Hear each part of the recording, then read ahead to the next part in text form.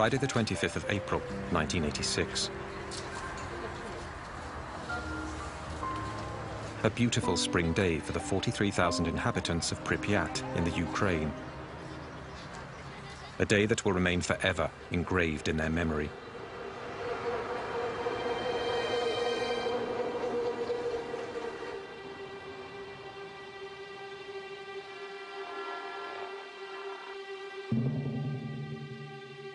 Three kilometers from the city, the Vladimir Ilyich Lenin nuclear power plant, where several thousand people go to work each day.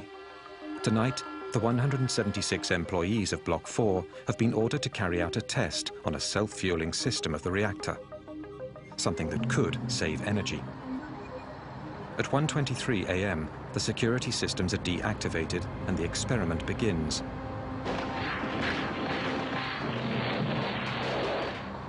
A series of detonations go off in the core of the reactor. While Pripyat sleeps peacefully, the floor of the plant begins to tremble.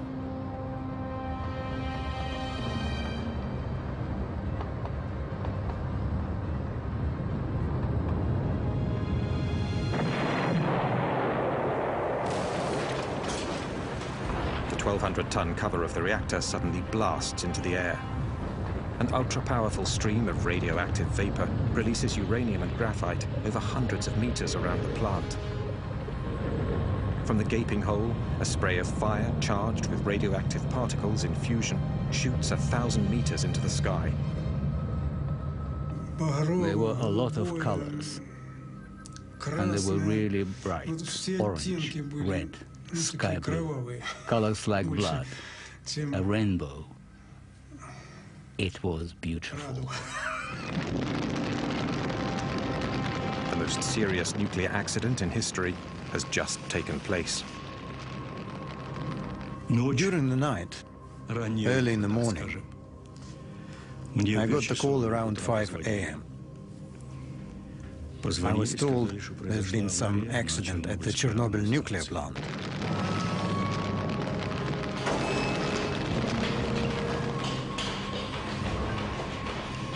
The first firemen on the scene battle the fire without the adequate protective gear. They pour tons of water on this strange fire, but nothing seems capable of putting it out. They are all exposed to lethal doses of radiation. 2 men die that night. 28 more will follow in the next few months. They are the first victims of Chernobyl. Nobody was prepared for such a crisis. For the next 7 months, 500,000 men will wage hand-to-hand combat with an invisible enemy. A ruthless battle that has gone unsung, which claimed thousands of unnamed and now almost forgotten heroes. Yet, it is thanks to these men that the worst was avoided. A second explosion, 10 times more powerful than Hiroshima, which would have wiped out half of Europe. This was kept secret for 20 years by the Soviets and the West alike. Many of these images have never been seen before. They were taken by journalists who were also exposed to nuclear contamination, some of whom later died. Those images tell the story of a hidden war, whose consequences continue 20 years later to worsen the toll of the disaster. This is the true story of the Battle of Chernobyl.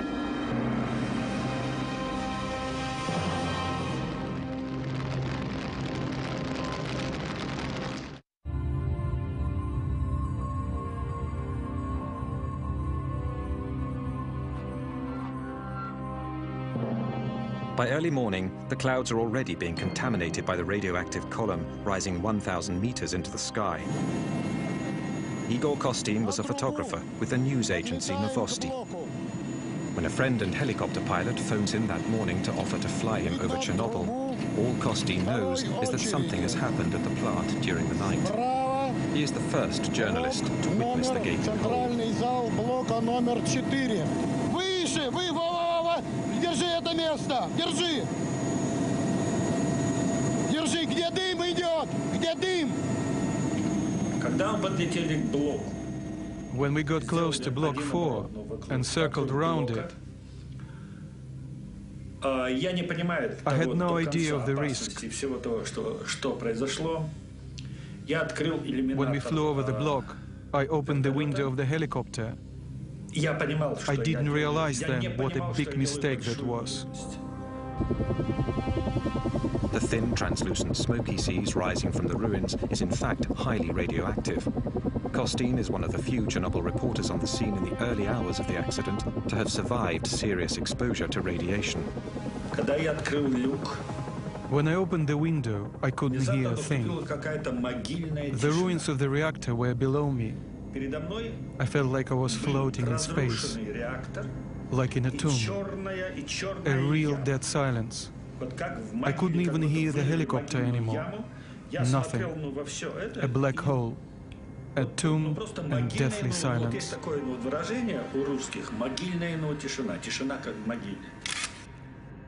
This is the first picture ever taken of the breach. All my equipment jumped after a minute. I couldn't understand what was going on. I thought my batteries were dead. I only managed to take a dozen photos. Once I returned to Kiev, I processed my pictures, and I noticed the negatives were black, and the colors very poor. I didn't know it yet, but the photos had been exposed to radioactivity. At the core of the blown-out reactor and buried under 14 meters of rubble, the graphite surrounding the nuclear fuel burns and melts the uranium. The radioactive fallout is going to be 100 times greater than the combined power of the 2 atomic bombs dropped on Hiroshima and Nagasaki. At the Kremlin, 8 hours after the explosion, Gorbachev only has scant information on the situation. The first information consisted of accident and fire.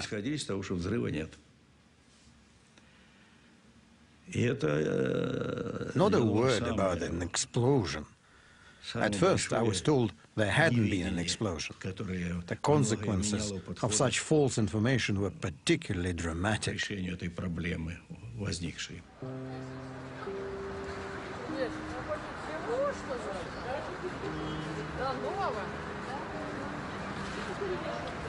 For Pripyat's 43,000 inhabitants, life goes on as usual. They know nothing of the disaster 3 kilometers away. The information we got was that everything was sound, including the reactor. When I asked the academician Alexandrov, he told me the reactor was absolutely safe. It could even be set up on a red square. It wouldn't be any different than a samovar, like putting a kettle on red square.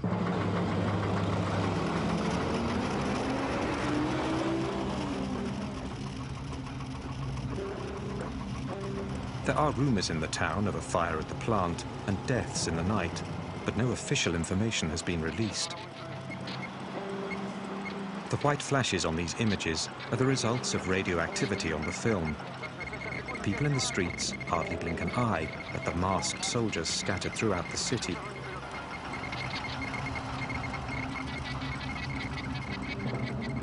Colonel Grebenyuk led the troops in charge of controlling the situation.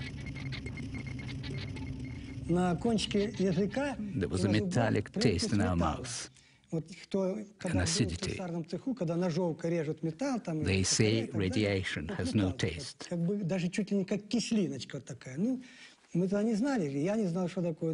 was only later we realized it was the taste of radioactive iodine.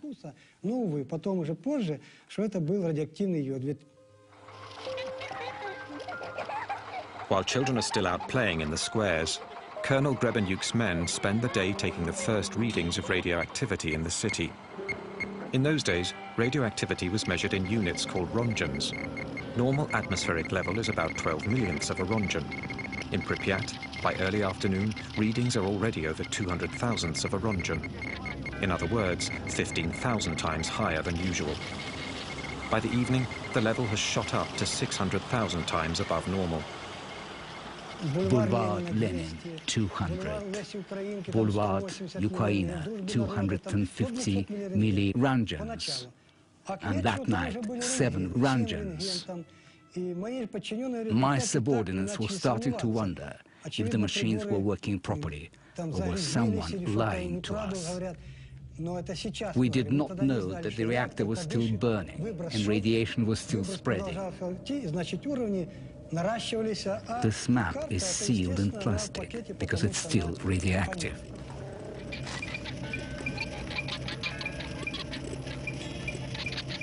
It's thought that a human being can absorb up to 2 rongens per year without being affected. But the body is lethally contaminated if it receives over 400 rongens. During that first day, the inhabitants absorb over 50 times what is considered to be a harmless dose. Such a pace, they would have received a lethal dose in 4 days.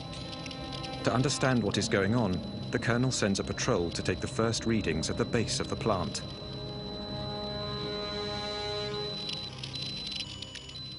Their first readings were recorded on this map, 2,080 rongens. I was worried about my subordinates. How could I send them in there?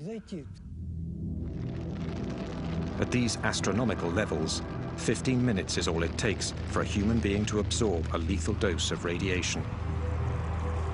At the Nuclear Institute, the figures provoke a shock. Such a level of radioactivity has never been seen before. Gorbachev hurriedly creates a governmental commission made up of the country's top experts in nuclear energy. This is led by the academician Legasov, a nuclear physicist of international renown. He immediately leaves for Chernobyl at the head of a scientific delegation. We hoped they would be able to evaluate the situation quickly, but for the first couple of days, they weren't able to tell us anything. It was a dramatic situation. We'd be in session, waiting for information. We were demanding information, but they weren't able to tell us anything. 20 hours after the explosion, the level of radioactivity continues to climb. By now, windows and doors should be sealed and iodine tablets swallowed to counteract the effects of radioactivity. Yet no such orders have been given.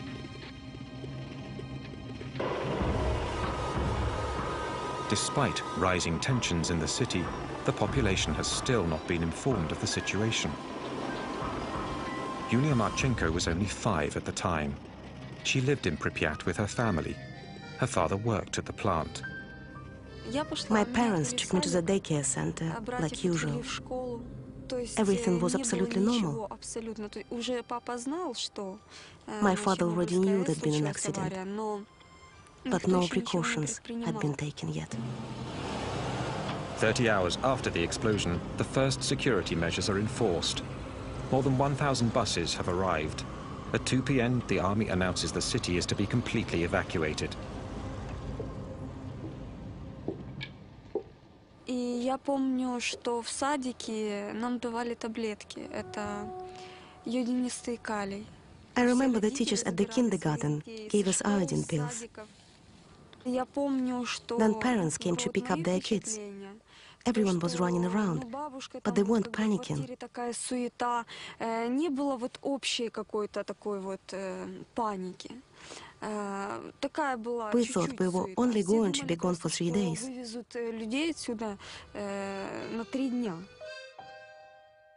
To avoid any panic, the authorities conceal the seriousness of the situation.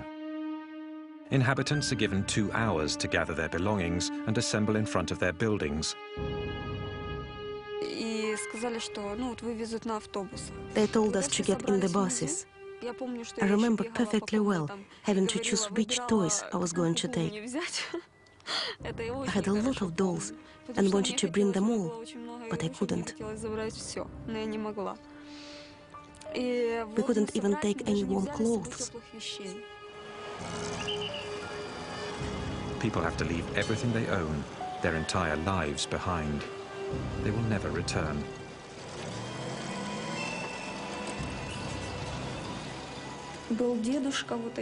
One old man didn't want to go. He stayed behind. They found his body a few weeks later.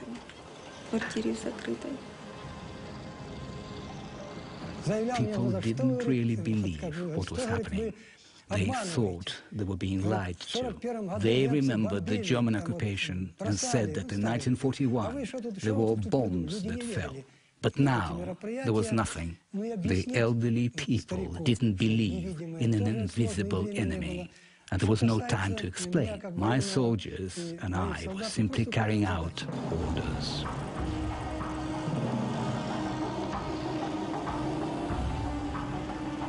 In 3.5 hours, 43,000 people are evacuated tearfully but peacefully.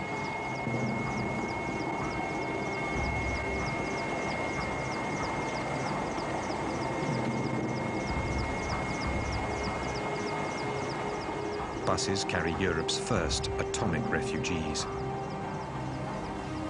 They have been exposed to doses of radiation that may alter the composition of their blood and engender fatal cancers.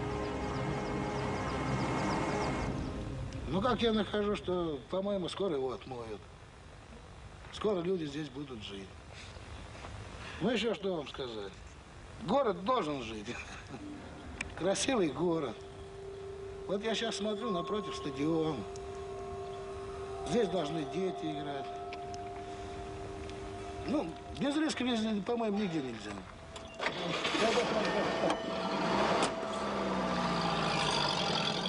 48 hours after the disaster, the only people left in the ghost town are the military personnel and members of the scientific delegation, headquartered at the Pripyat Hotel. As if unaware of the danger, they eat, sleep, and work right on the premises. These were upstanding people, specialists. I couldn't believe they would do something irresponsible or suicidal.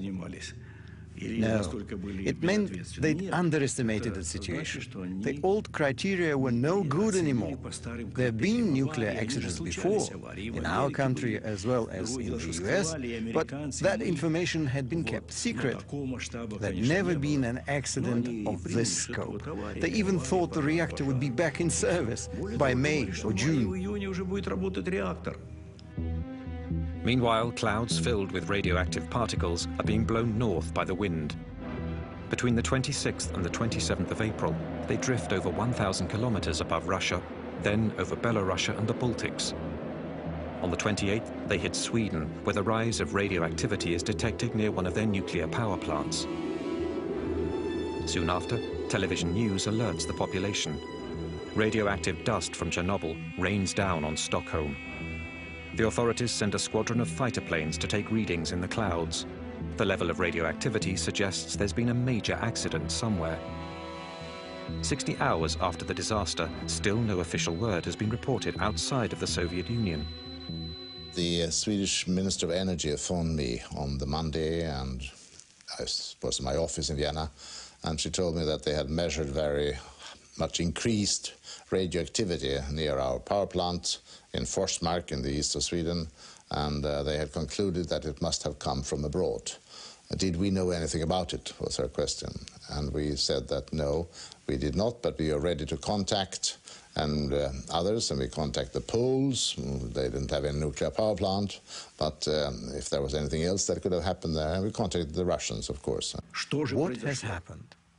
An explosion? A radioactive cloud?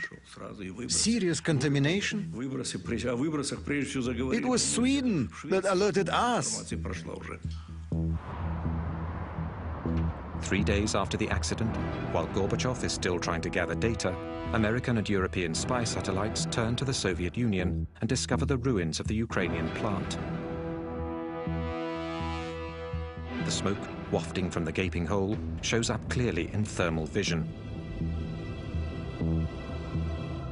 In the evening of that Monday, the 28th it would be, we had a message from Mr. Petrosian, who was the head of Atomic Energy Commission in Russia, in which he told us about the accident. And about the same time, the Russians actually released the information to the world. Obviously, over at the Politburo, we immediately decided it was essential that all facts be reported to us from then on.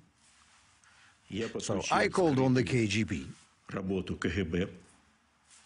I told them to follow everything that was happening over there and to report the conversations the scientists were having.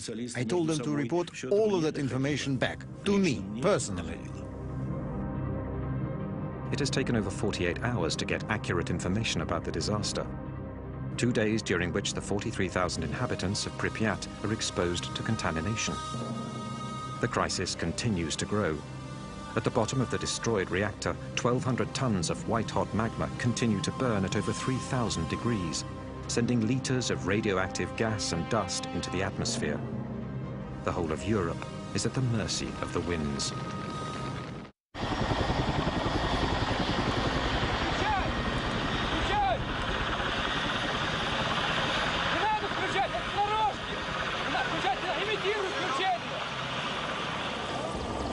On the third day of the crisis, General Antochkin and his fleet of 80 helicopters are sent from Moscow to fight the blaze and put the fire out.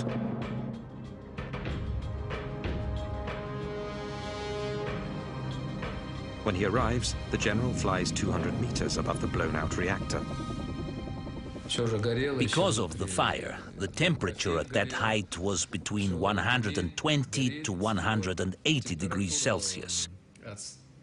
Our dosimeter, the instrument for measuring radiation, only went up to 500 Röntgens. The needle was going crazy. It was completely off the scale. I think there were at least 1,000 Röntgens at a height of 200 meters. Even at that altitude, a half-hour of exposure could be lethal. The strong current of radioactive hot air streaming up from the reactor makes it impossible to get closer. They will have to improvise some way of carrying out their mission.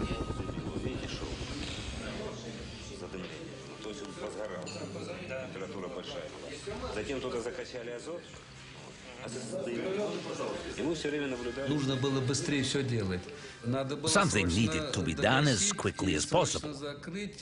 Put out the fire and seal up the reactor to be able to get close enough to do other work. It also needed to be closed up to stop the radioactive dust from spreading. It was getting blown off by the wind. We really needed to act fast. A gigantic ballet begins. Top pilots have been rushed back from the Afghan front to fly helicopters carrying soldiers who will toss 80-kilo sandbags into the blaze with their bare hands. They hope to smother the fire by filling the reactor with tons of sand and boric acid, which neutralizes radiation. The first day, 110 sorties. The next, 300. The radiation level above the reactor is over 3,500 Röntgens, almost 9 times the lethal dose. Some of the pilots make up to 33 flights in a single day. Each time they went, they received 5 or 6 Röntgens. If they were slow, it was even more. After throwing 6, 7, 8 bags, they were drenched in sweat from the heat. After a few missions, my soldiers would go wash up and eat. After a while, they'd start throwing up.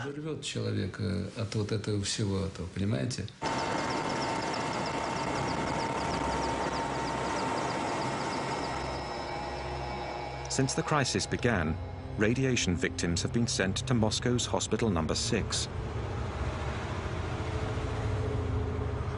It has the country's only service, which specializes in acute radiation sickness and illnesses linked to massive doses of radiation exposure.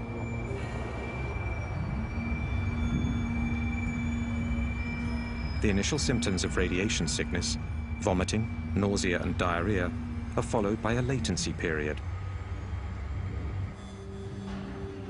It's only later that much more fatal symptoms appear, such as deterioration of bone marrow and horrible burns that eat flesh down to the bone. When they arrived at the clinic, it was very hard, psychologically speaking. They came straight from the airport. Almost all of them were young. They arrived during the latency period. They felt fine. They were all dressed alike, wearing the same pajamas. They were making jokes. But we already knew that a lot of them were going to die. 27 of them died quite quickly.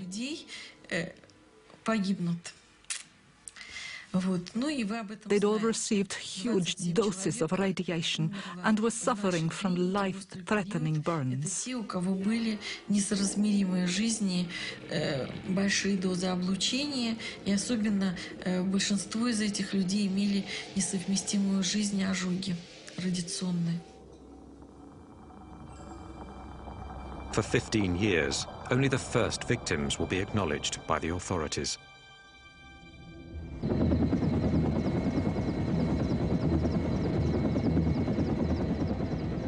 "30 kilometers east of the plant, the forest has been scorched by the radioactive blast from the explosion. But the disaster area already stretches well beyond. Since the explosion, radioactive particles carried by the clouds have been falling with the rain. A leopard spot pattern of contamination has affected the Ukraine as well as Belarus and Russia. On the 1st of May, the wind shifts, and areas of Kiev are also contaminated. As seen from this map, drawn up from the readings taken by Colonel Grebenyuk's men.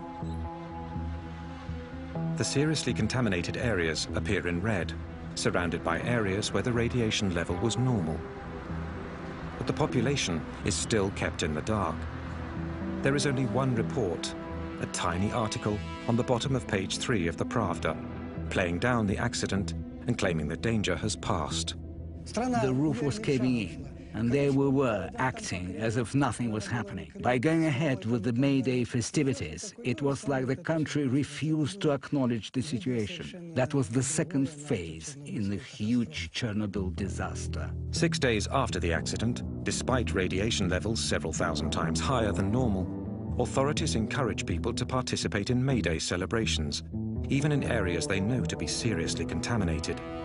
I watched the May Day 1986 festivities with my own eyes. I was there and I witnessed it. The parade of death. It was a parade of death. Those were terrible deaths.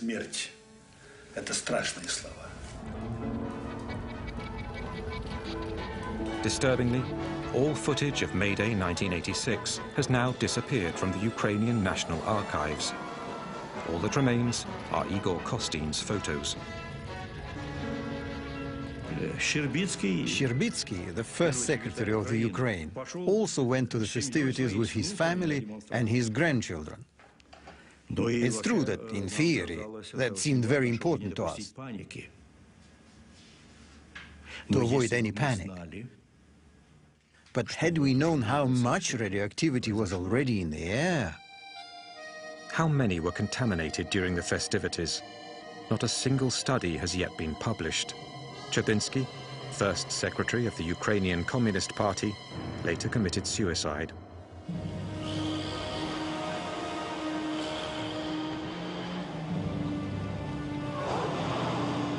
One week after the explosion, the exodus continues.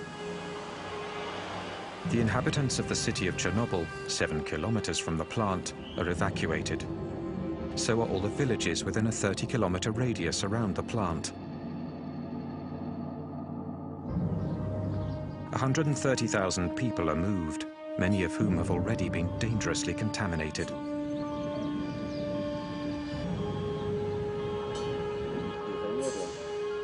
A 300,000-hectare area straddling the Ukraine and Belarus is abruptly evacuated and isolated from the rest of the world.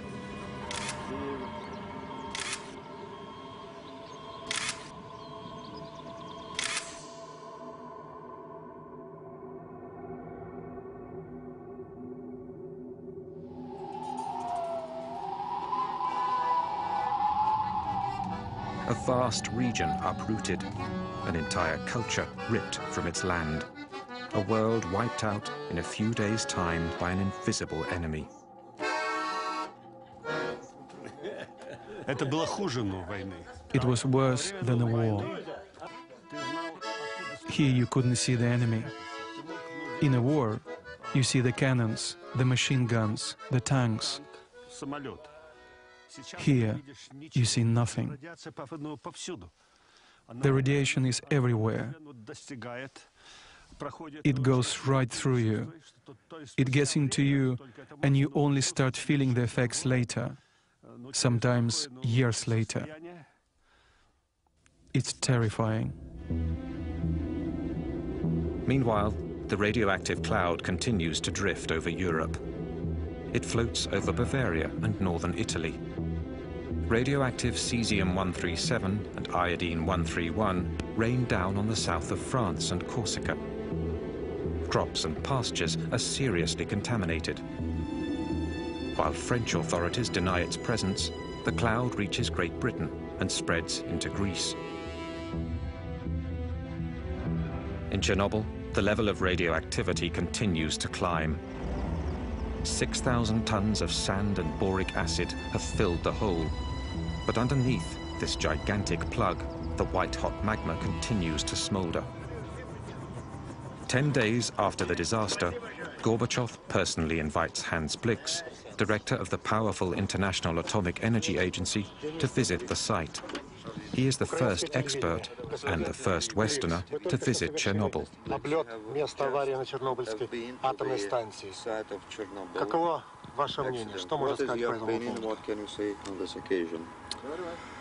Well, we have seen the site from the air, and we have seen that a little smoke is still coming up from the damaged plant. There was a good deal of talk about the risk of a second explosion, and I remember that when we were in Moscow, actually we had a friend, a relative of one of my experts, phoned him and said, well, you know, we hear rumors that a second reactor might also explode.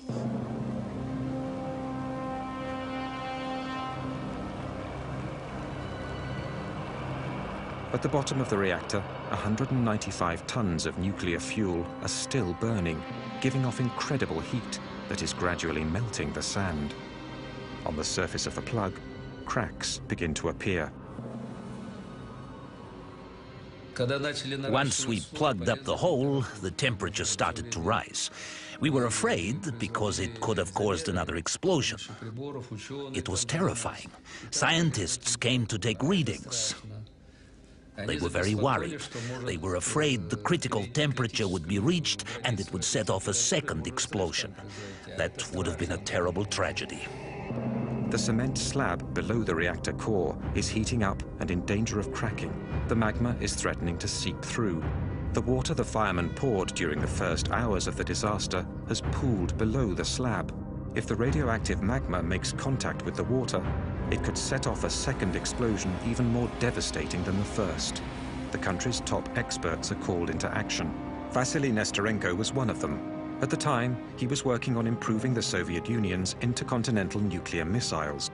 If the heat managed to crack the cement slab, only 1,400 kilograms of uranium and graphite mixture would have needed to hit the water to set off a new explosion. The ensuing chain reaction could set off an explosion comparable to a gigantic atomic bomb. Our experts studied the possibility and concluded that the explosion would have had a force of 3 to 5 megatons. Minsk, which is 320 kilometers from Chernobyl, would have been razed and Europe rendered uninhabitable. We had to stop the process. If it continued, it would have been an enormous disaster. An enormous nuclear disaster.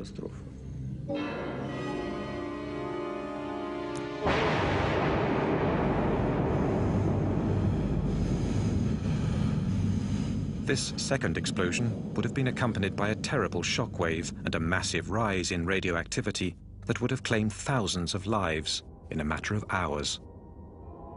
Thank God it didn't happen. There were trains with over 1,000 cars in Minsk, Gomel and Kiev, ready to evacuate the population. The situation is critical. In Moscow, the State Commission decrees 2 emergency measures. First, send in a battalion of firemen to drain the water from under the reactor. They will later be declared national heroes, but will suffer from radiation sickness the rest of their lives. Second, seal the breach more effectively to bring the temperature down once and for all. In 2 days, General Antochkin's men will drop 2,400 tons of lead into the reactor. When we started dumping lead in, the temperature went down right away. It absorbed well and sealed the hole as it melted, so there was less radiation. But some of this lead melts when it hits the blaze and vaporizes into the atmosphere. 20 years later, traces of it can be found in the sick children of Chernobyl. It's highly criticized today, but given the situation, there was no better solution. And all the people, military or civilians, officers or not, worked selflessly. I participated in this first stage, and I can tell you, it had to be done. It was heroism. During this operation, 600 pilots are fatally contaminated with radiation. All of them will die.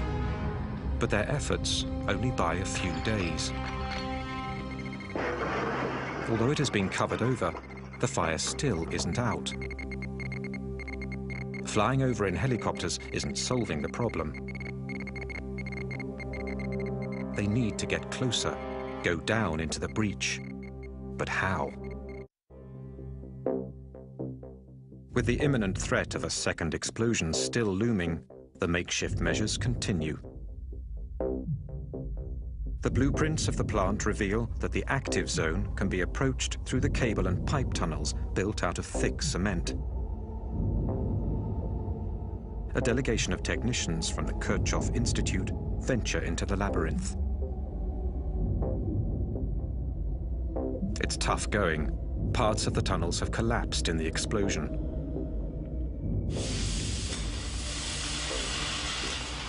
They pierce through the shell of the 4th reactor with a blowtorch and stick their radioactivity detectors and thermometers in, along with cameras. The result is terrifying. The radiation levels are astronomical, and their worst fears are confirmed. The white-hot magma has cracked the cement slab and seeped into the empty basin. It is now threatening to sink even further. There was a 5 to 10% risk of explosion.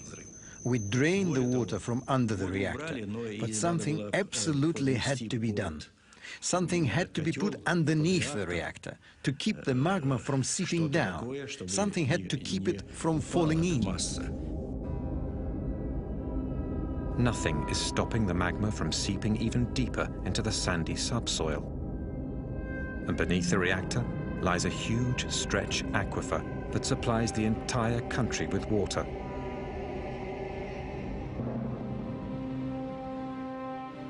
What worried us the most was that the entire mass would sink down and reach the groundwater, which then would pollute the rivers Pripyat, then Dnieper, Kiev, the Black Sea. We absolutely needed to come up with a solution. A new operation is considered, but it will entail the loss of more lives. On the 12th of May, 1986, 17 days after the initial explosion, the miners of Tula, 1,000 kilometers from Chernobyl, receive a visit from the Kremlin, from the Deputy Minister of the Mining Industry.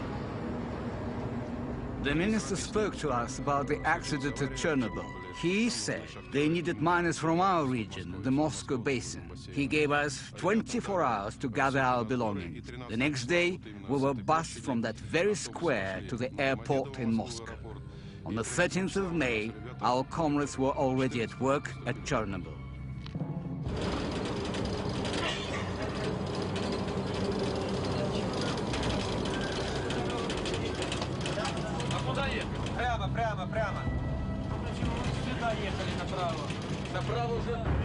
Their mission? To approach the reactor through what is now the only possible path, underground.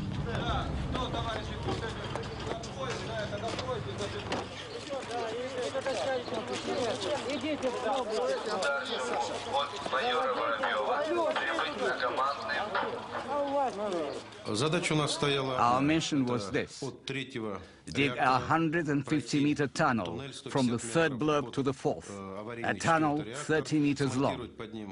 Then dig a room 30 meters long and 30 meters wide to hold a refrigeration device for cooling down the reactor.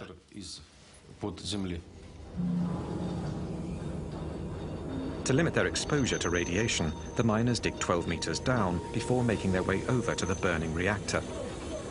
There, they build a room 2 meters high and 30 meters wide, where a complex cooling system of liquid nitrogen will be set up.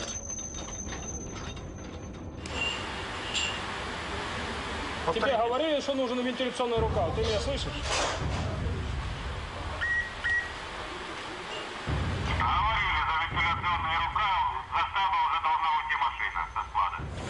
In 1 month, 10,000 miners from Russia and the mining regions of the Ukraine are sent down into the tunnel. They're between 20 and 30 years old. Inside the tunnel, which has no ventilation, the temperature hits 50 degrees Celsius, and radioactivity is at a minimum of 1 rontgen per hour. We worked without any protective gear. The miners couldn't use masks because the filters would get damp after a few minutes. So everyone just took them off and kept on working without them, with our shirts off too. We drank water out of open bottles, which was really bad because the radioactive particles were ingested right into our body.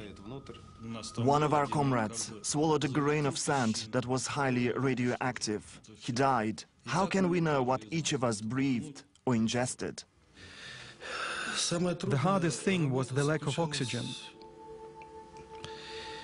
and the incredible heat. It was hot, hot, hot.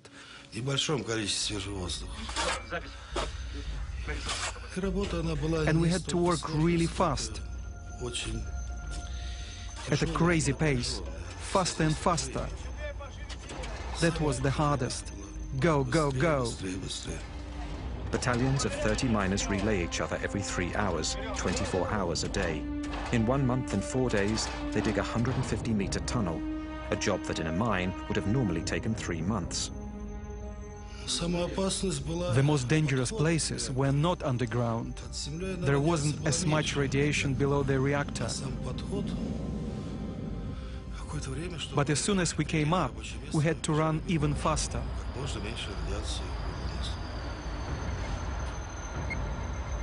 Radioactivity at the mouth of the tunnel is 300 times higher. Not a single miner is spared from exposure. Not once are they informed of the real dangers they are facing.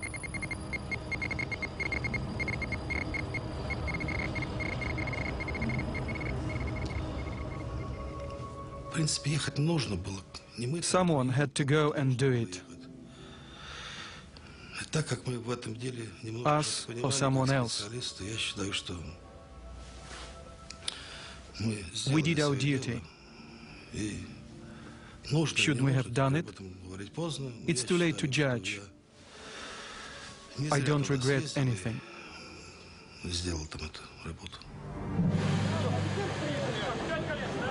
The miners accomplish their mission, but the cooling system is never set up below the reactor. The underground room is finally filled with cement to solidify the structure. The official position is that each miner received 30 to 60 rontgens, but survivors claim they received up to 5 times that amount. It is estimated that a fourth of these men died before the age of 40. 2,500 lives lost that don't appear in any official statistic. While the miners are still digging below the reactor, Hans Blix, with Soviet authorities, organizes a press conference in Moscow. Let me say that on behalf of the IAEA, we have expressed profound regret at the tragic accident, the loss of lives, and the damage which has been caused. We have now agreed with the Soviet authorities to come to Vienna for a post-accident analysis. In front of 500 journalists from all over the world, he announces an international conference that will be held in Vienna, where the Soviets have agreed to share all their data on the disaster. To analyze the accident. The most important effect of the press conference was that the Russian people felt that we can believe these guys. They were used to having a government that they didn't believe one word in, and accidents and disasters were usually suppressed. They didn't inform about them. So what they'd heard about this was just kept them worried that it might be even worse. It was bad enough, to be sure. But they felt that, yes, these guys we trust. So this was a victory for glasnost. The Soviets agreed to cooperate fully with the West, an historic change that begins an era of openness which became known as glasnost, a political victory for Gorbachev, who sorely needs it. Because in Chernobyl, although the fire is now being kept in check, the breach and tons of highly radioactive rubble lie exposed to the elements. It is of the utmost urgency to cover the broken structure and clean up the zone. But for that, more men will be needed, many more men.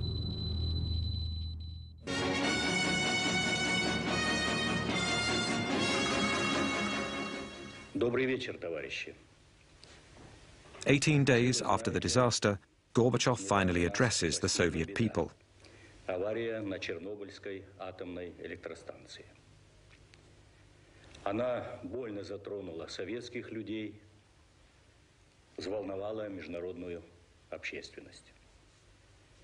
Мы впервые реально столкнулись с такой грозной силой, какой является ядерная энергия, вышедшая из-под контроля.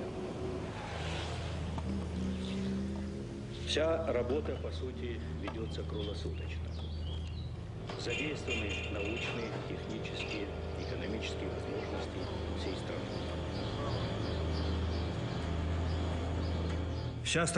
The entire country was mobilized. No bureaucratic formalities. If someone had what we needed, we took it. No formalities. We'd worry about the cost later. We took whatever we needed. It was a frontline situation. General Nikolai Tarakhanov is sent to command the land troops. In 1 year, 100,000 soldiers and officers passed through Chernobyl. They were all reservists. They were summoned up by top administration in their cities and sent to the front. Military personnel or civilians, officers or simple soldiers, all of them are liquidators, a term invented for the Battle of Chernobyl. Their mission? Clean up, liquidate the radioactivity. Сначала ходишь первые дни, прячешься, одеваешь маску, а потом уже забываешь, даже на производстве уже забываешь одевать ее. Уже как дома, чувствуешь себя действительно, привыкаешь здорово. Все улыбаются, все довольны. Водку не продают. Вообще в Москве такой слух был, что на Чернобыль приезжает, водителям каждый день дают 150 грамм этого. Я с женой разговаривал 150, и да. рассказываю, говорю, в столовую заходишь 150, выходишь 150. Она, ты хоть закусывай там.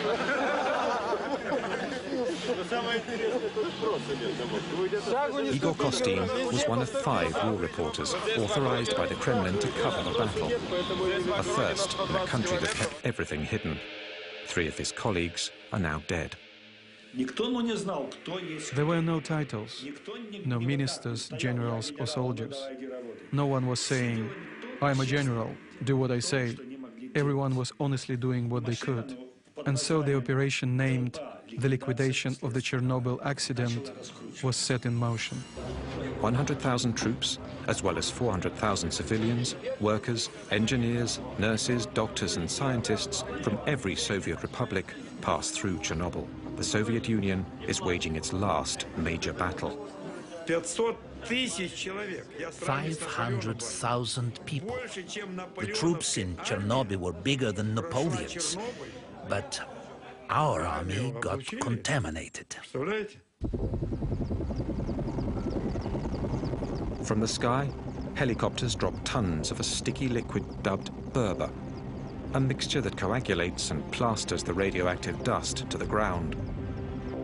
Meanwhile, brigades of liquidators are put in charge of cleaning up the zone and house by house of removing the layer of radioactive dust that covers everything.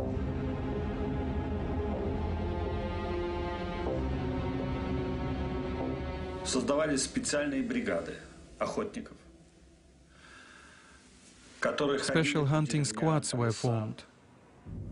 They patrolled the countryside and forest with rifles, killing cats and dogs.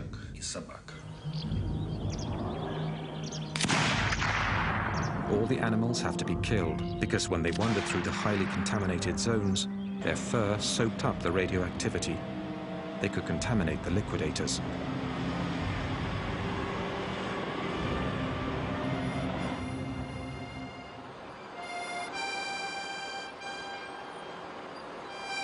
The last villages with people still remaining in the zone are evacuated. The houses are knocked down one by one and buried. At night, the trucks, the machines and the men are covered in radioactive dust.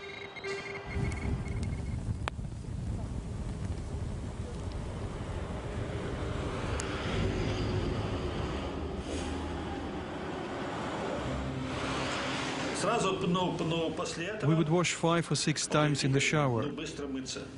We helped each other. We used a hemp glove and the roughest soap available. Хорошая мочалка и самое суровое хозяйственное мыло, которое стирает белье солдатское. Там очень. We scrubbed away. Голова, все тело по 5-3 раза, пока уже не устаешь. We put on new clothes, then we ate.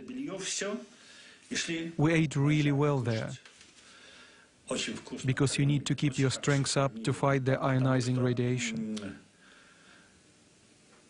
Ionizing radiation seeks out the weak spots in your body. Организм должен быть очень крепкий.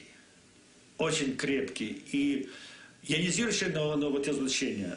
That's where it finds a way in and knocks you out. И туда стреляет.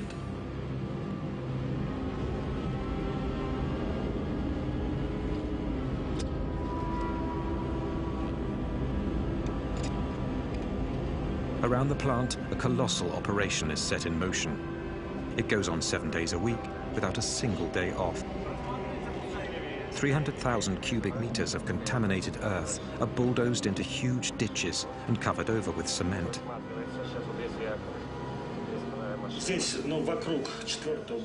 This spot, around the 4th reactor, is where the most dangerous missions of the zone took place. 8 weeks after the explosion, the liquidators tackle the heart of the problem. In order to neutralize the toxic waste for the long term and prevent it from spreading even more, the entire blown-out reactor has to be isolated. Lev Bolchakov was one of the engineers who designed the enormous structure that would entirely cover the 4th reactor. A sarcophagus of steel and concrete, 170 meters long and 66 meters high. It was one of a kind, a unique project. No one had ever built such a structure in a zone this radioactive. You could only work a few minutes at a time. That had never been done before.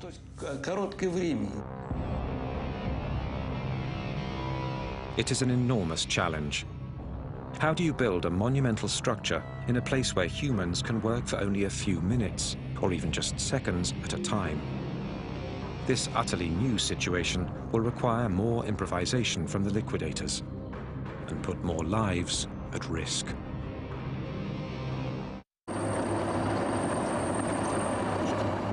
It has now been more than 12 weeks since the initial blast at block number 4 of the Chernobyl nuclear power plant. To stop the deadly contamination, the final attack is launched.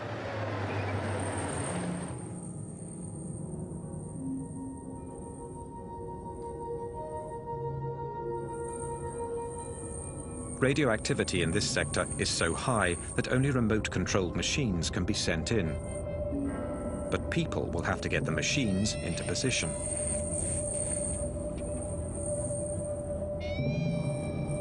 Workers can only stay a few minutes without receiving a fatal dose of radiation. With each second, their lives are more and more threatened. Here's one of the armored vehicles. It looks primitive, but we had to build them ourselves. We lined the cabs entirely with lead to protect our soldiers from the radiation as best we could.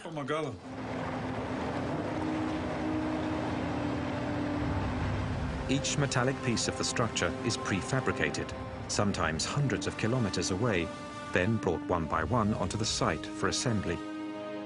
An extraordinary jigsaw puzzle. Beams 150 tons and 70 meters long. Buttresses 45 meters high. That's the Dimac 4000. Look at the size of this crane. We couldn't work very long on the side, and there was no room for error. The slightest miscalculation, and it would have been impossible to fit it all together.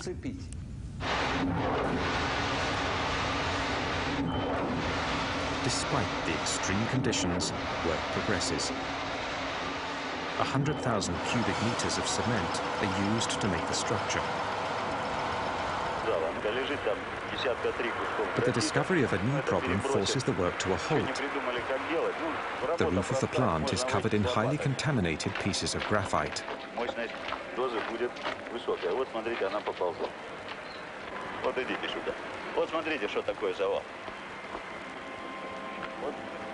здесь, в том месте, где мы стоим, сейчас 10 рентген. Это будет примерно 1000. Вот около вот этого колпака примерно 200. Все, пойдемте. На сегодня хватит нам. Выходим, пойдемте. И ты тоже выходи оттуда. These pieces of graphite enveloped uranium rods. They've been blown from the reactor during the explosion.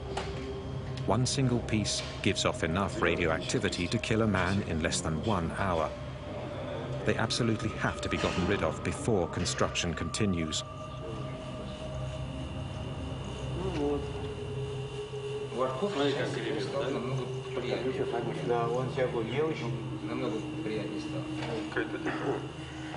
Там очень большие уровни радиоактивного излучения, и поэтому туда подойти крайне тяжело. Ну и зачем туда пускать людей, когда может техника сработать? Robots are sent onto the roof to shove the lethal debris over the edge. 60 meters below, other robots gather it up and bury it in ditches. But after a few days, the ambient radioactivity begins to affect even the machines. Their electronic circuitry can't hold up. They go berserk and break down. One of them hurtles itself into the breach. Как вы собираетесь его разворачивать? Он же поперек висит.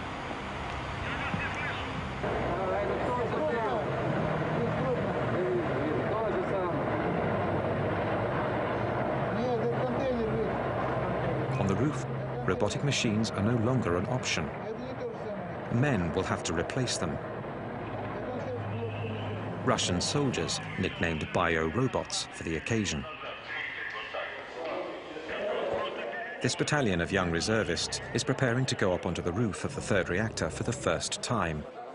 They're between 20 and 30 years old, all of them reservists called to the front for the most dangerous and deadly battle of Chernobyl. No human has ever worked in zones as radioactive as this. General Nikolai Tarakanov is in command of the operation and personally oversees every detail. down to the hand-sewn lead suits that every soldier is forced to make the night before the attack.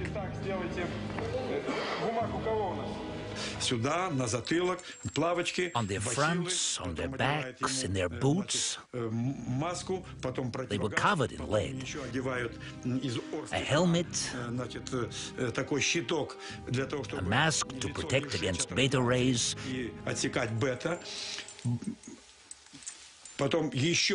and a special apron.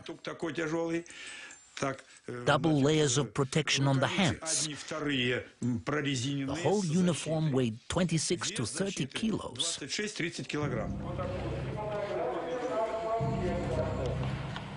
Хорошо, значит, первый вопрос решили. Так, медицинское свидетельство все прошли? Все прошли. Нет, подождите, это ответ, значит, не по существу. Анализ крови, правильно? Значит, я себе, товарищи, говорю, мы проводили 2 дня назад эксперимент с научным центром. Офицеры ходили туда вместе со мной. Понятно? Значит, страшного, конечно, ничего там нет. Это ясно. Сегодня состоялось решение и правительственное. Они тоже идут туда же? Obviously, some people didn't want to go, but they had to. There were reservists. They had to go. For me, there was no question. I had to go do my duty. Who was going to do it for me? Who was going to clean up this disaster and stop the spread of radioactivity all over the world? Somebody had to do it. 2.5 weeks of hell. But hell only lasted 2 to 3 minutes for each soldier, or sometimes even just 40 seconds when the level was too high. We were careful to calculate out the time to save as many lives as possible.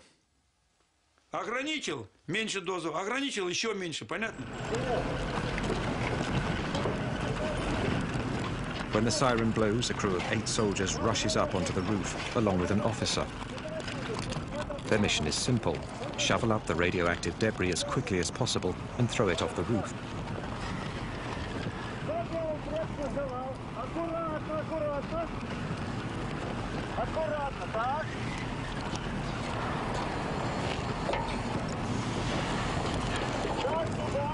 According to General Tarakanov's calculations, the level of radioactivity, estimated to be 7,000 rongens per hour, only allows the bio-robots 45 seconds on the roof, only enough time for a couple of shovelfuls.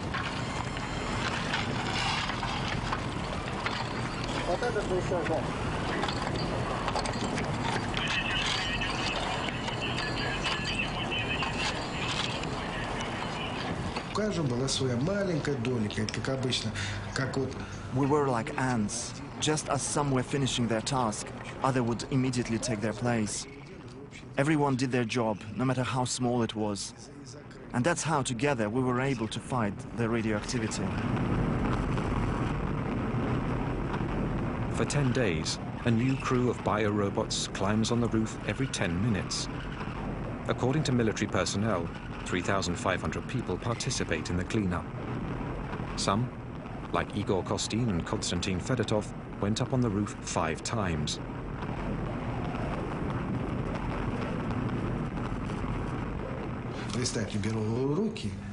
We picked up pieces that were 1,500 rongens. After a day of work, our hands would ache, and we could not make a fist.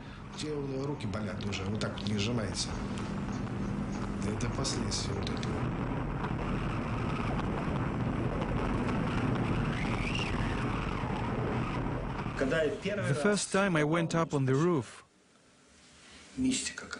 I was struck by the mystical feeling there. It was like being on another planet.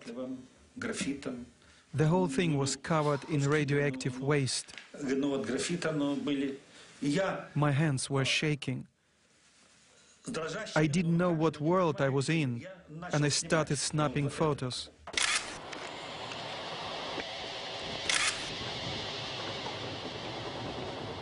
If you look close, you can see traces of radiation on the film.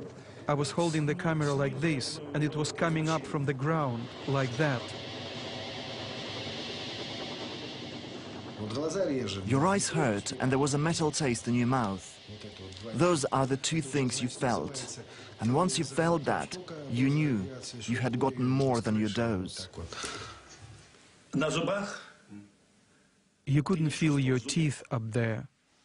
Your mouth was full of this lead taste.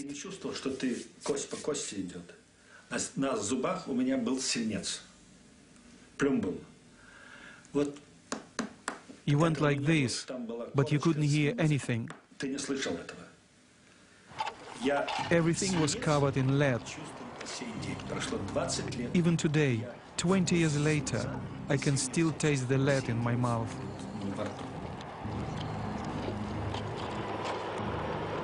Thousands of them will discover that this peculiar taste means an invisible enemy is attacking. As the biorobots are sacrificing their lives on the roof of the plant, the cleanup continues throughout the 30-kilometer zone, 24 hours a day, rain or shine.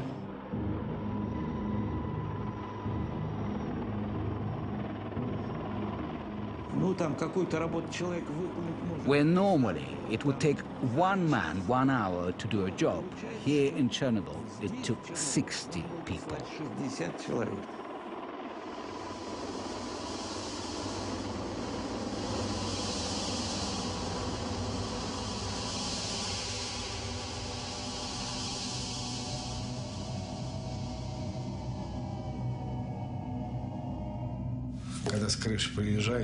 When we came down off the roof, it felt like our blood had been sucked dry by vampires. We were drained. We could not move.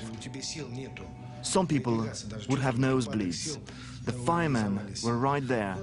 If someone's nose started bleeding, they got sent to the hospital. If we collapsed, we got sent home. But we wanted to hold out.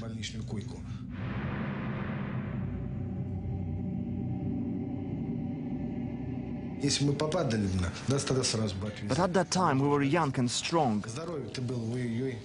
Our health is shot. We've lost everything.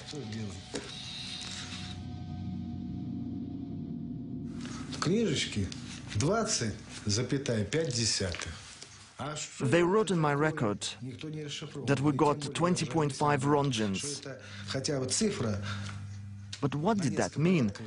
That number was several times lower than the actual dose.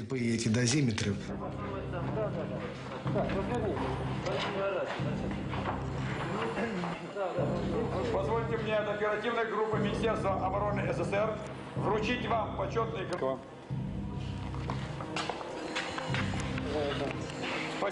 As a reward, each soldier receives a liquidator certificate from the army and a 100-ruble bonus, the equivalent today of about $100 US.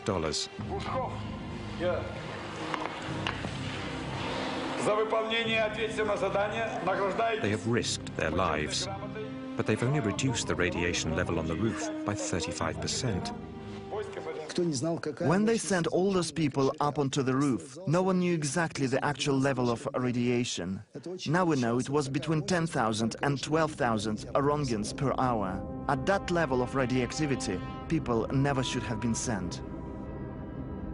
7 months after the explosion, the zone has been cleaned up and the sarcophagus completed.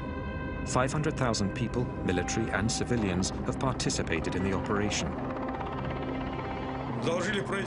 I told the commission that for having confronted such levels of radioactivity, having cleaned up all that graphite and having accomplished such heroic tasks, our soldiers needed something symbolic, like putting up our flag.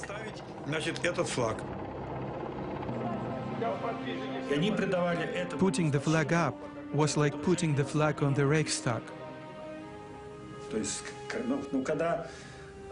When the Red Army conquered fascism, for them, the flag was a symbol of their triumph over radioactivity.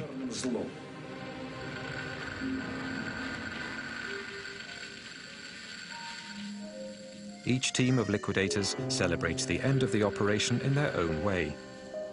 Bocharov and his men etch their names onto the final metal piece to go up on top of the sarcophagus.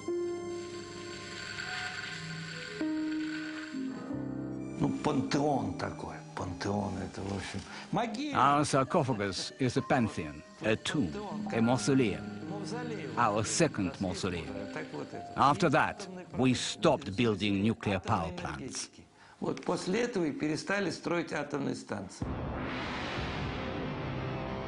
A bitter victory. The country will never recover.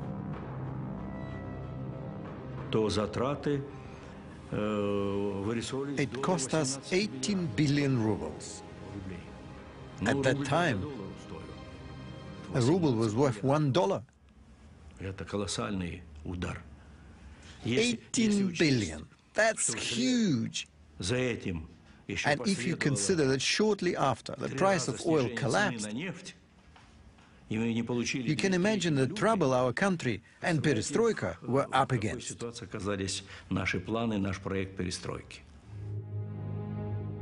The first snow has started to stick on Chernobyl. For the authorities, this proves the sarcophagus is airtight, at least for 30 years, or so they predict. The liquidators have gone home. Reactors 1, 2, and 3 are back up and running. The first battle of Chernobyl has ended in a victory that heralded the end of the USSR. But for many, it also marks the beginning of a war that 20 years later still hasn't ended. 20 years later, Pripyat is still a ghost town. Accompanied by Igor Kostin, Yulia wanted to see the apartment where she lived with her family up until the fateful day of their evacuation. Contrary to what they'd been told, not a single inhabitant was ever able to come back to live in the deserted buildings.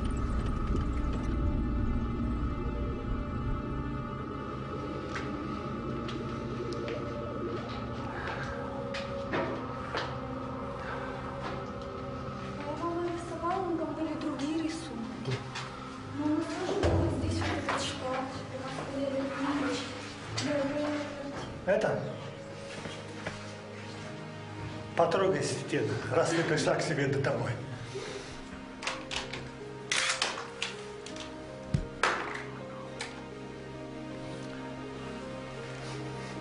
For Igor Kostin as well, the visit stirs up painful memories.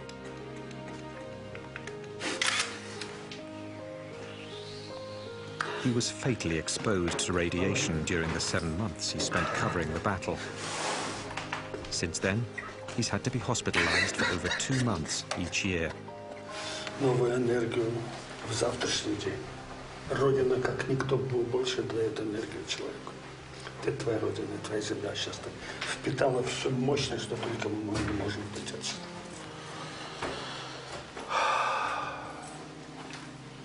У меня такое ощущение, что здесь была всю жизнь.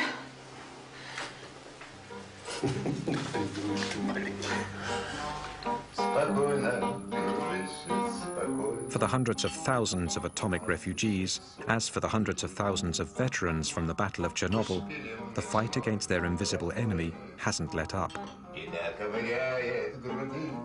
Everyone who went to Chernobyl is still suffering from the radioactivity their bodies absorbed. In the months following the accident, the liquidators flooded into hospitals all over the Soviet Union. 20 years later, those who are still alive continue to frequent Hospital Number 6. They're all victims of what specialists have since named the Chernobyl syndrome.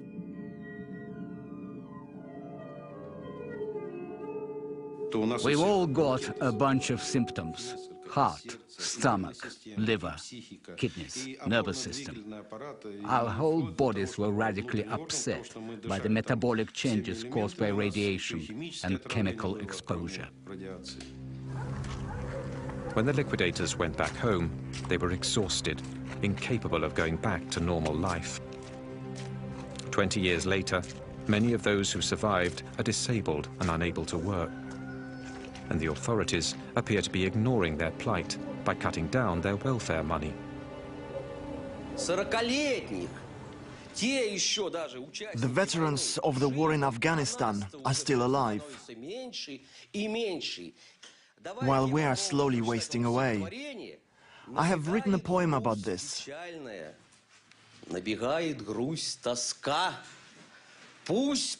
Sadness fills me, nostalgia and anguish. Like a bullet in the temple, nothing can ever stop. The mother prays in secret to God to spare his life. These men weren't even 30 when they were sent into battle the Atom. Today the survivors are not yet 50 years old, but they struggle like senior citizens. According to the military, of the 500,000 Chernobyl liquidators, 20,000 have already died. 200,000 are officially disabled. You don't know how long you have to live, or what disease is going to kill you. You don't know what effects it will have on your children, if you have any.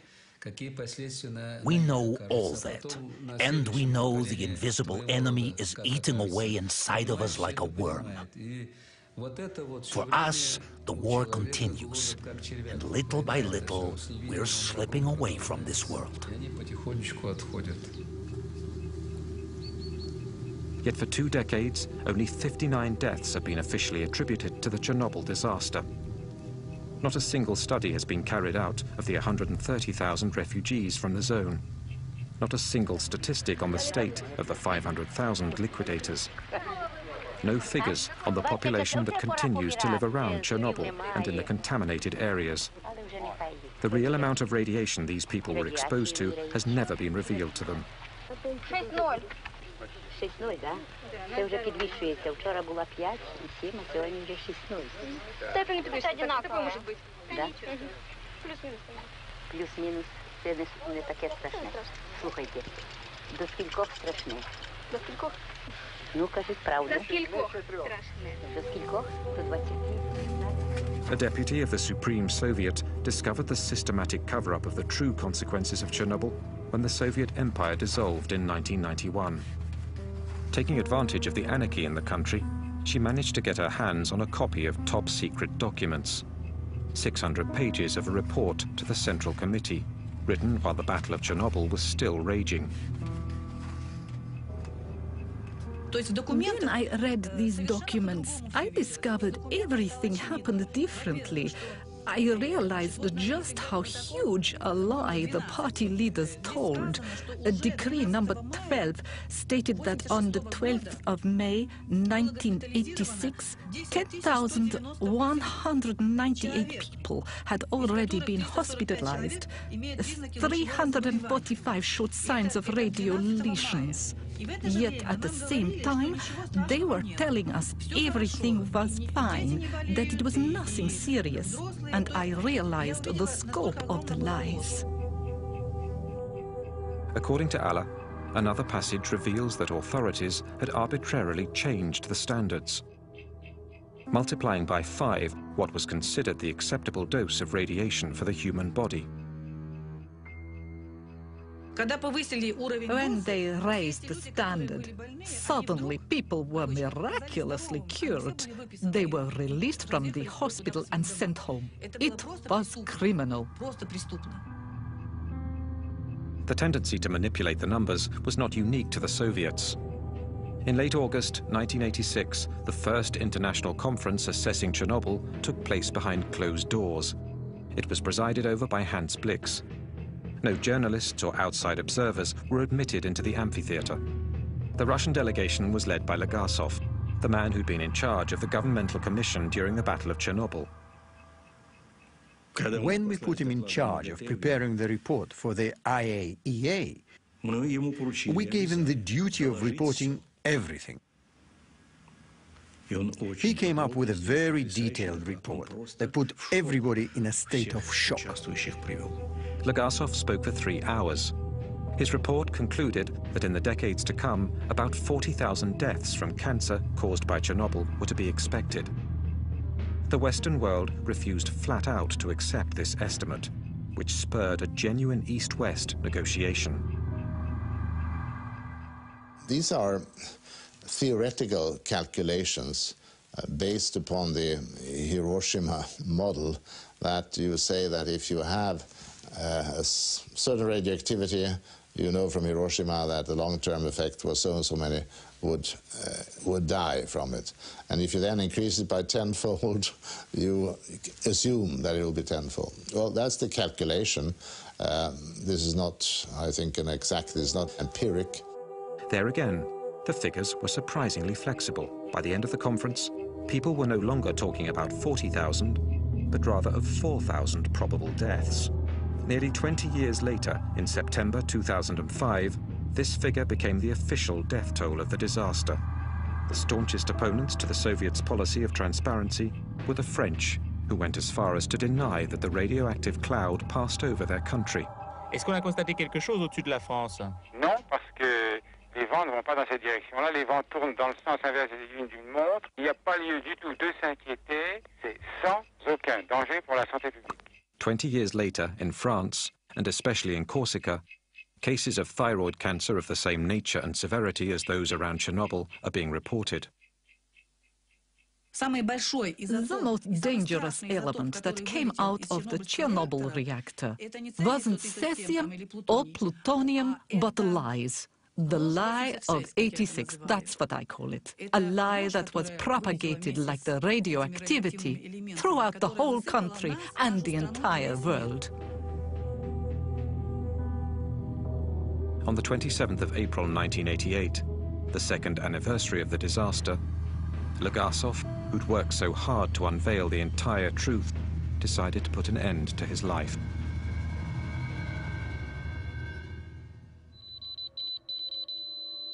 Today, as perfect metaphors of the institutionalized lie, the radioactive particles hurled from the reactor in the explosion continue to poison the land. 20 years after the disaster, the area of Chernobyl remains uninhabitable.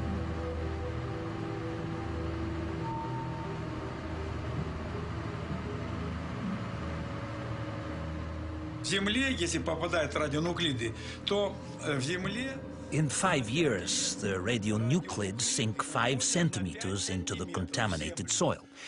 So, 20 years later, they're 20 centimeters under the ground. They continue to contaminate all the plants. To clean it up, we'd need to remove 20 centimeters of soil and seal it underground in burial sites. And that's too big of a job to do. It's impossible.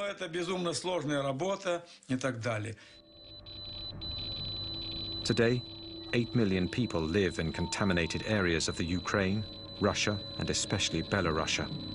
For 20 years, they've lived off the radioactive food that continues to contaminate them little by little.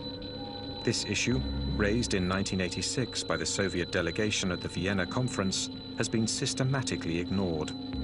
And yet, 1,152 children were treated for thyroid cancer between 1986 and 2002 at a specialized center in Minsk.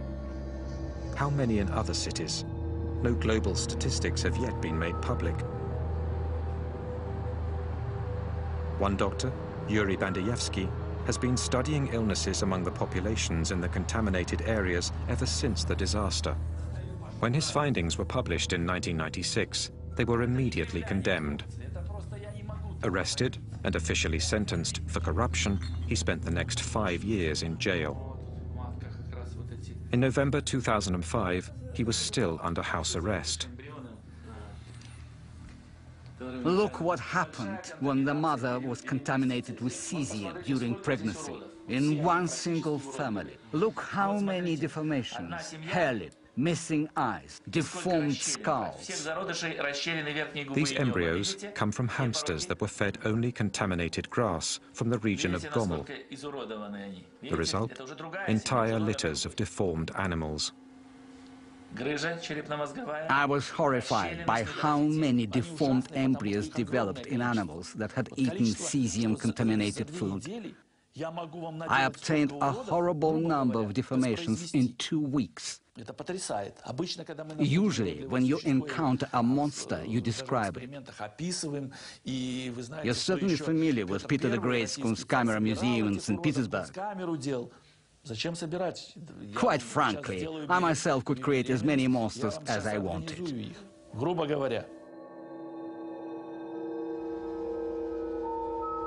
There's been no official study of genetic mutations stemming from Chernobyl. Yet despite the thousands of miscarriages and abortions that took place following the disaster, there seems to be hundreds of children who suffer the effects of radiation. The deformations we see among these children are similar to those of Bandayevsky's hamsters. In Belarusia, 300,000 children are currently suffering the consequences of contamination.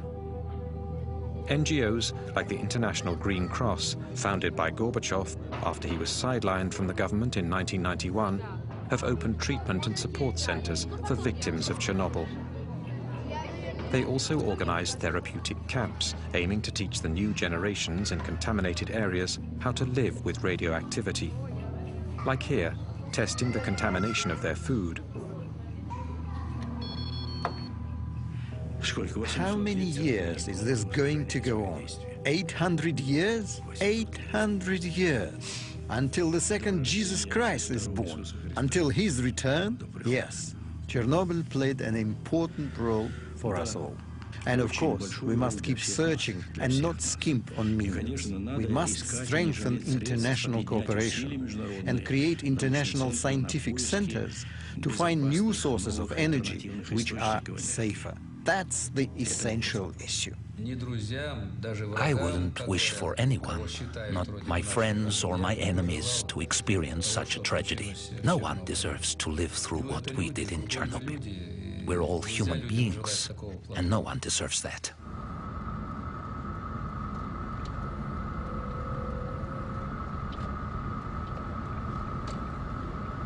In the heart of the zone, 10 kilometers from the nuclear power plant, and hidden in the forest, lies Chernobyl 2. "20 years ago, no one could get near this huge military radar. Moscow's hidden eye meant to spot American missiles. The fact it was put out of service after the explosion tallies with what the Chernobyl accident seemed to foreshadow. Using weapons is a terrible thing, and nuclear weapons are even worse. Chernobyl was an accident involving one single reactor, a limited accident, whose consequences are still with us. We've had 2 bombs, Hiroshima and Nagasaki. There again, the consequences are still being felt today. Chernobyl showed us the true nature of nuclear energy in human hands. We'd calculated that our most powerful missile, the SS-18, was as powerful as 100 Chernobyls. The SS-18 was the warhead the Americans feared the most, and we had 2,700 of them.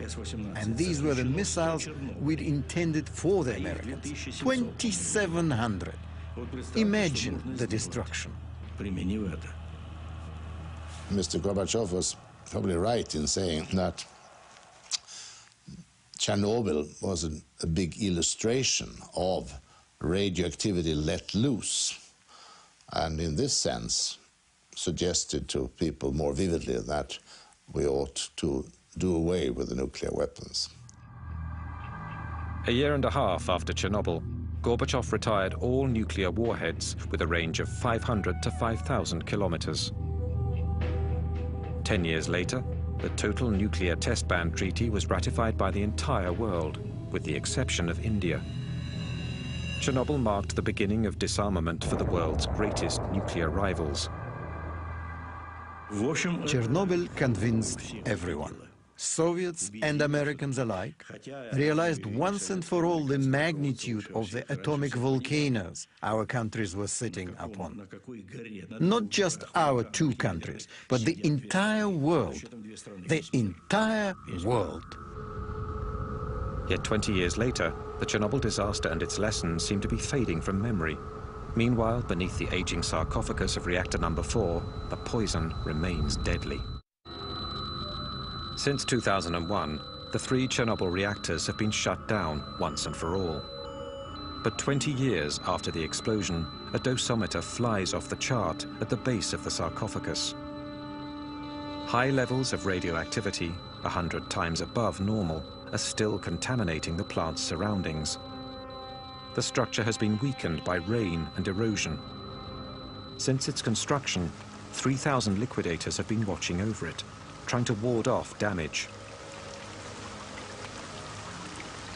We built the sarcophagus to last 30 years, thinking that 30 years after the explosion, we could build a new sarcophagus without people having to run because of high radiation levels. 20 years have gone by and nothing's been done yet, and it's urgent that it gets replaced. But the Ukraine doesn't have any more money. Neither do we. A new sarcophagus is underway, but its construction is already 10 years behind schedule. It is a structure 108 meters high, meant entirely to cover the first sarcophagus. It will cost $1 billion. An international fund led by Hans Blix has been set up. We still have not put the new sarcophagus on it. It will be ready in a couple of years' time. When that is done, well, then they can, in due course, later on remove the masses of spent fuel or of melted fuel which is there.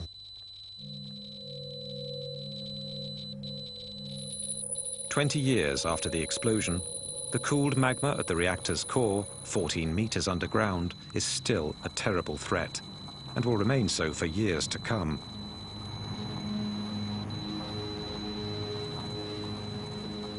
I pray God the sarcophagus never collapses. That would be the worst thing that could happen, because inside there are 100 kilograms of plutonium. 1 microgram is a lethal dose for a human being. That means there is enough plutonium to poison 100 million people. The half-life of plutonium, in other words, the time it takes for half of the plutonium to disappear, is 245,000 years. This is something we could thus consider eternal. There are areas where there will never be life again. Despite this terrible warning, the nuclear disarmament sparked by Chernobyl is clearly coming into question today. If nuclear development for civilian uses is being put forward as a solution to the problems of fossil fuels and global warming, this landscape reminds us that such an option is not without consequences. It requires the greatest caution and clear information on the real risks it presents. Chernobyl also reminds us that if we must live with radioactivity and its unavoidable dangers, we also need to spare future generations from any risk of nuclear apocalypse.